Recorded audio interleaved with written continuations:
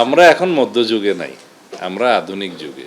প্রকাশ্যে এই ধরনের অপরাধীদের শাস্তিটা প্রকাশ্যে এক্সিকিউট করার জন্য বিভিন্নভাবে দাবি উঠছে, যদিও বা এটা অনেক ক্ষেত্রে সমর্থনযোগ্য নয়, কিন্তু আমরা এখন মধ্যযুগে নাই, আমরা আধুনিক যুগে।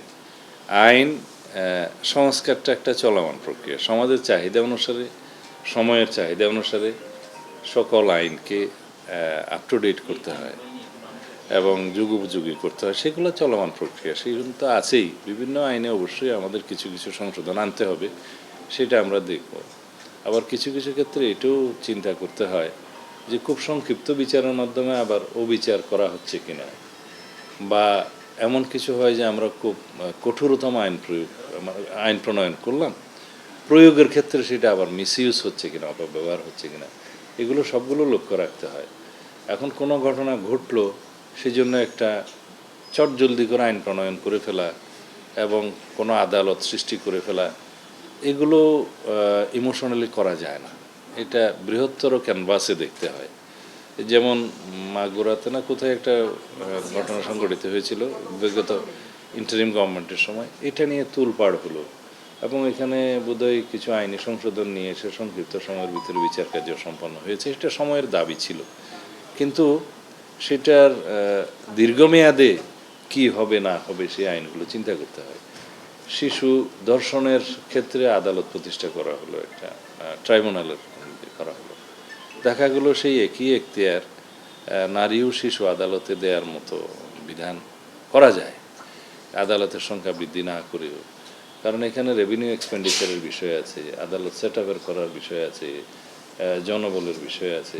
তখন দেখা যাবে যে 64 ডিস্ট্রিক্টে আদালত আমরা করলাম, ট্রাইব্যুনাল করলাম, দেখা যাবে মামলার সংখ্যা কোথাও 2টা, কোথাও 10টা, কোথাও নাই। এগুলো সব বিবেচনায় নিয়ে যেভাবে মানে জননিরাপত্তা নিশ্চিত করা এবং বিচার নিশ্চিত করা সম্ভব, সেভাবে এগুলো আবার করা যায়। কিন্তু ওই সাময়িক সময়ের জন্য জনগণের যে ক্ষোভ, সেটাকে মেটানোর জন্য যদি আমরা সব বিষয়ে দ্রুততম আইন প্রণয়ন করি বা আদালত সৃষ্টি করি, সেই বিষয়টা আমার মনে হয় সকল ক্ষেত্রে সঠিক নয়।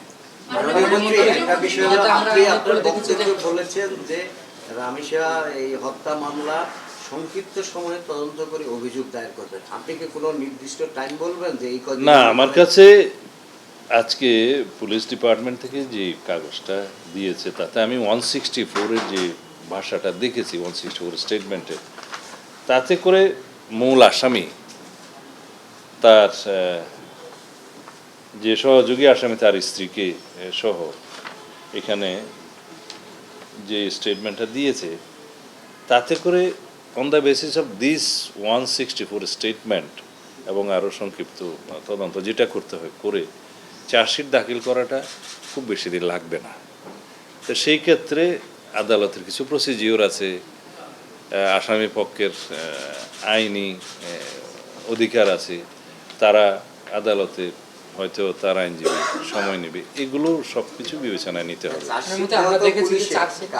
না, চার্জশিটের ক্ষেত্রে তো আমি বললাম যে আমাদের কাজটা আমরা দ্রুততম সময়ের ভিতরে দিতে পারবো, যেহেতু আসামি হচ্ছে 2 জন, একজন মূল আসামি আর একজন তার স্ত্রী সহযোগী, তাকে পলায়নে সহযোগিতা করেছে। তো সেই ক্ষেত্রে 2 জনকেই অ্যারেস্ট করা হয়েছে, মূল আসামি 164 করেছে। এখন এর ভিত্তিতে চার্জশিট দেওয়াটা খুব বেশি সময় লাগবে না, তো তদন্তকারী কর্মকর্তা বলবে।